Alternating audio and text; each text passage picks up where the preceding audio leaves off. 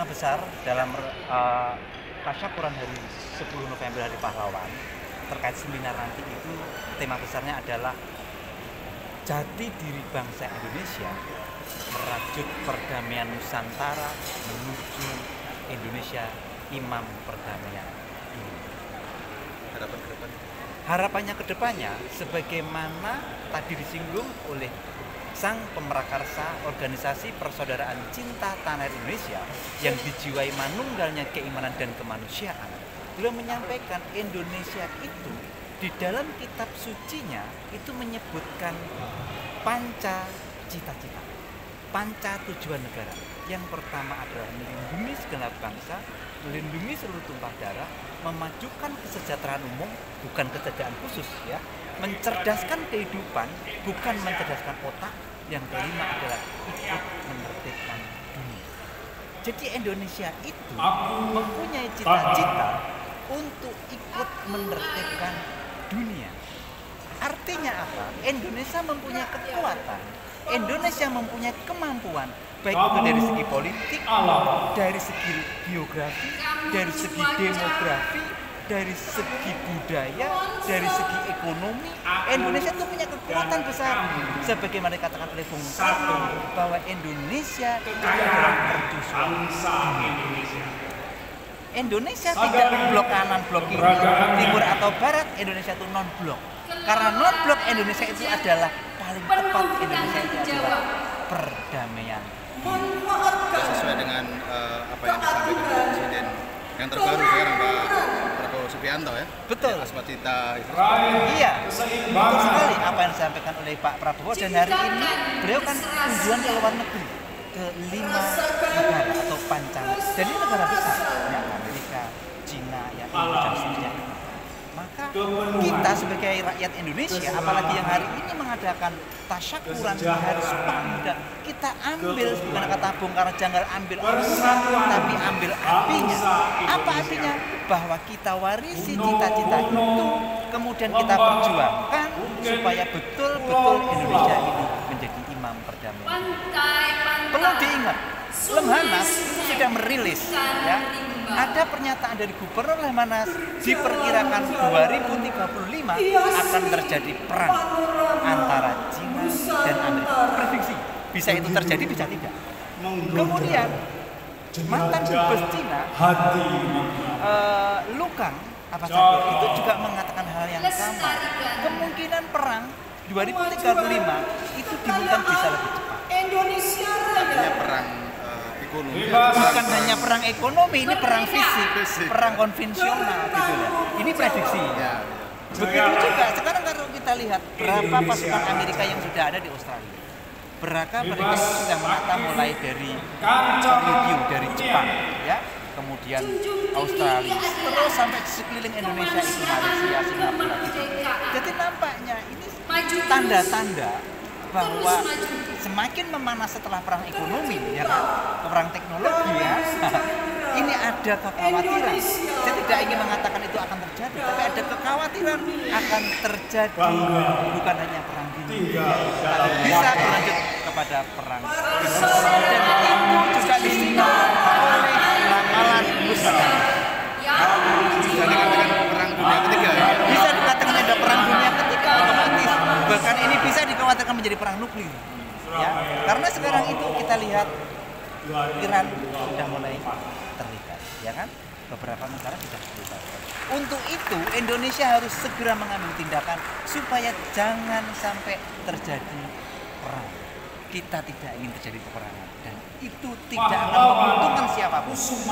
Untuk itu pada satu saat ketika masih menjadi Menhan, Pak Prabowo pernah mengatakan bahwa memang ada yang mengatakan tidak akan terjadi perang yang waktu dekat. Tapi Pak Prabowo mengatakan perang atau tidak ada perang bukan urusan kita. Tapi yang penting kita harus siap menghadapi segala kemungkinan, termasuk harus siap menghadapi langkah-langkah yang sudah diambil Pak Prabowo ini sudah tepat ya untuk mediasi, untuk melakukan bilateral dengan negara-negara adik kuasa gitu kan. Menurut saya, seperti yang saya disebut oleh Bapak, ya, Pak Prabowo akan mengunjungi hari ini kepada Pancasila saya yakin sampaikan bahwa ini untuk menciptakan perdamaian. Jadi bisa dikatakan itu adalah tujuan utama presiden kita hari ini adalah lobby-lobby bagaimana menciptakan perdamaian. Karena perang tidak akan menguntungkan siapa-siapa. Perang akan merugikan semua pihak. Mempererat tadi ya, mempererat hubungan berarti ya. Jadi supaya nanti tidak terjadi apa yang diprediksikan, bisa terbebas daripada perang yang akan mungkin 2035. Iya, kira-kira prediksi. Ya. Jadi perlu diingat ya. 2035 itu sudah prediksi. Tapi kita harus ingat bahwa Indonesia punya kekuatan. Indonesia punya cita-cita. Bahkan Indonesia punya keyakinan. Kita Indonesia Jaya imam perdamaian. Sebenarnya sebenarnya jawabannya. Jika bangsa Indonesia mau kembali kepada bangsa Indonesia Jaya, bangsa Indonesia, maka Indonesia mampu. Jika tidak, kebenaran. apa jati dirinya Indonesia ini? Banyak Bangsa apa jati diri itu? Indonesia Bahasa itu, budaya itu apa? kokoh Tapi di dalam buku dunia yang judulnya selamanya.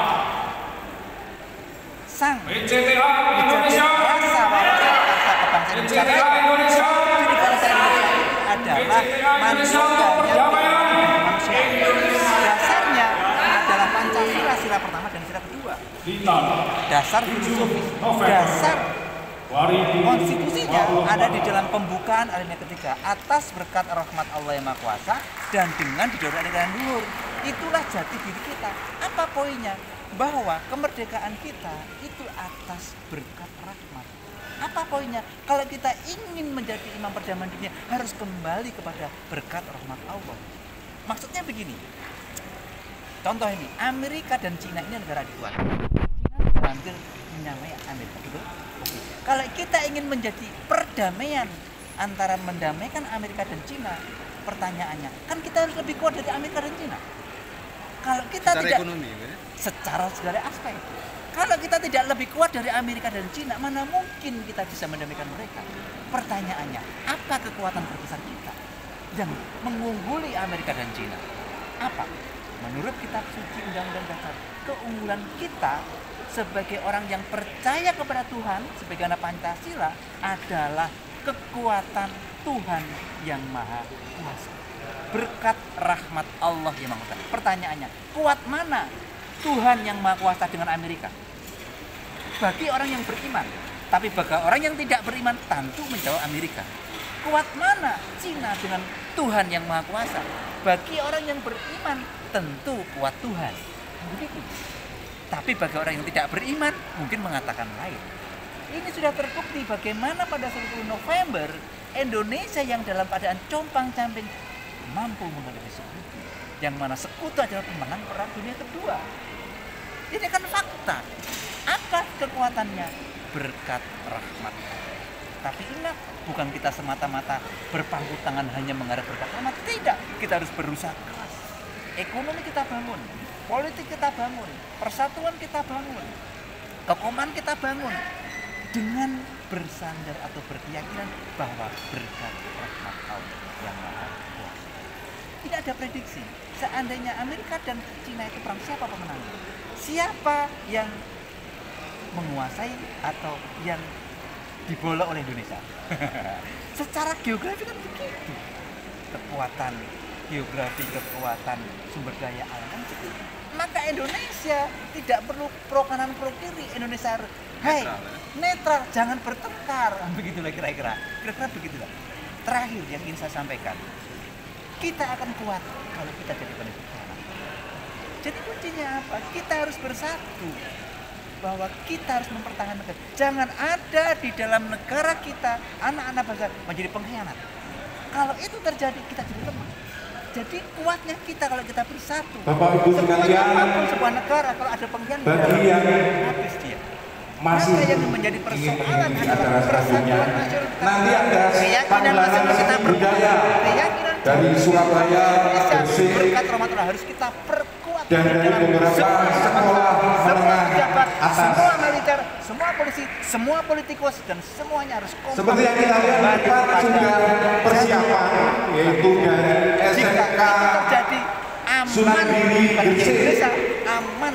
Kita beri aplaus untuk adik-adik kita yang sudah persiapan di panggung. sambil namanya PJTK menyambut para peserta seminar. Antar umat, gitu. Tidak ada pecah belah kan gitu. Jadi Seminar insya Allah akan dimulai harus ada toleransi kan, pukul 13.30. Tujuannya agar kedepannya ya tadi persatuan terwujud gitu kan, perdamaian pun bisa terwujud gitu kan dengan adanya PCTA ini kan.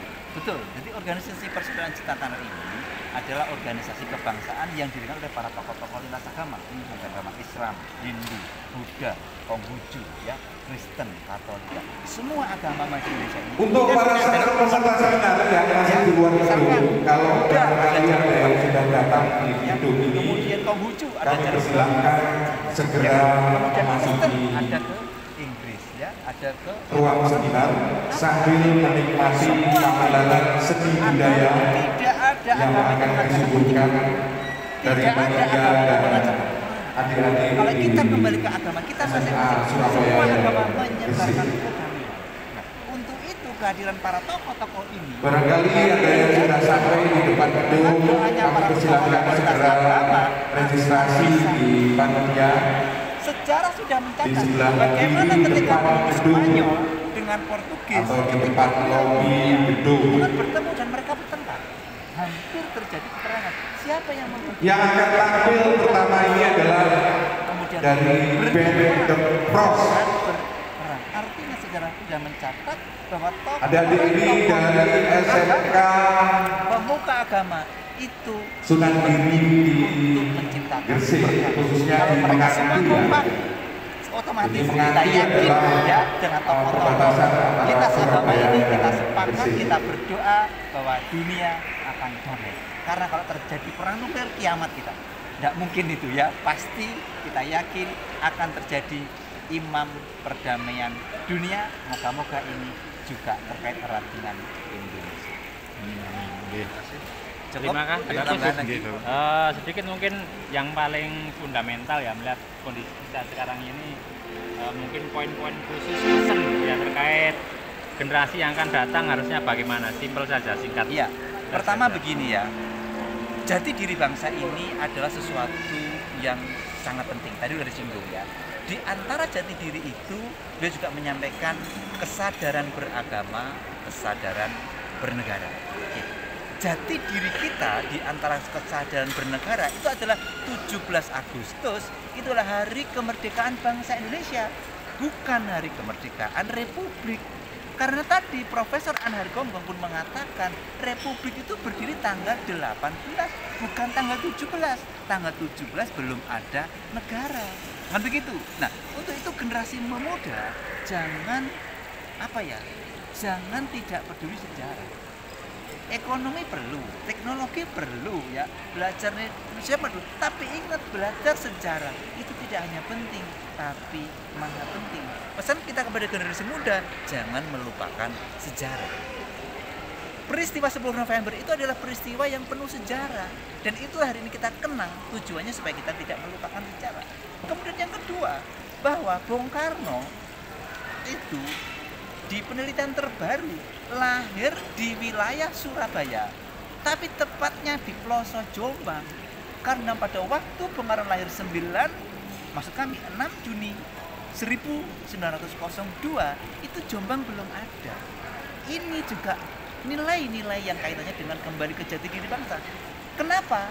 Perlu saya katakan bahwa kemerdekaan kita itu adalah berkat rahmat Allah. Artinya apa? Yang menentukan tanggal 17 itu bukan Bung Karno, itu bukan manusia, itu adalah ketentuan Tuhan.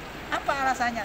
Baca buku Api Sejarah bahwa Bung Karno itu mendapat petunjuk dari 4 ulama, Kiai Hasyim Asy'ari, Soeharto Kartono, Syekh Musa, satunya Ki Abdul Mukti. 4 ulama ini mengatakan proklamasi harus dibacakan, kemerdekaan harus tanggal 17. Jangan sampai sebelum 17, jangan setelah 17. Pertanyaannya, kok bisa sama para ulama ini? Dari mana? Ini dia akui adalah petunjuk dari Tuhan yang Maha Esa, Tuhan yang Maha Kuasa. Untuk itu singkatnya, penentuan tanggal 17 itu adalah petunjuk Tuhan. Apa yang petunjuk Tuhan? Proklamasi kemerdekaan. Maka kalau mengatakan 17 kemerdekaan Republik, ini menyalahi ketuhanan, nilai ketuhanan, dan menyalahi nilai kemanusiaan. Kita tidak menghargai para pahlawan. Untuk itu dosa besar orang yang mengatakan 17 Agustus ada kemerdekaan Republik Indonesia. Terima kasih. Kedua, kenapa Bung Karno perlu diluruskan? Perlu saya ingatkan, tidak ada satupun manusia di dunia ini yang dia bisa menentukan kapan dia lahir dan di mana dia lahir. Tidak ada. Kelahiran manusia, tempat dan waktunya itu adalah ketentuan Tuhan. Bukan ketentuan manusia. Manusia kan hanya bisa mereka. Anak saya tak lahirkan di sini. Tapi kan bayinya tidak tahu. Ya, siapa bayi itu? Kan begitu kan. Nah, artinya kelahiran Bung Karno ini ada benang merahnya dengan ketuhanan dan kemanusiaan. Untuk itu jika ada penelitian terbaru dengan bukti-bukti yang kuat yang nanti akan kita seminarkan, ini layak kita uji. Jika betul bahwa Bung Karno lahir di wilayah Surabaya, Kecamatan Peloso, Kabupaten Jombang pada 6 Juni 1902, maka ini harus ditindaklanjuti karena ini kaitannya dengan ketuhanan dan kemanusiaan. Jika ada orang sengaja mengganti, maka dia adalah orang yang melawan Tuhan, dan itu berisiko. Minimal kita harus buka ruang, kita diskusikan.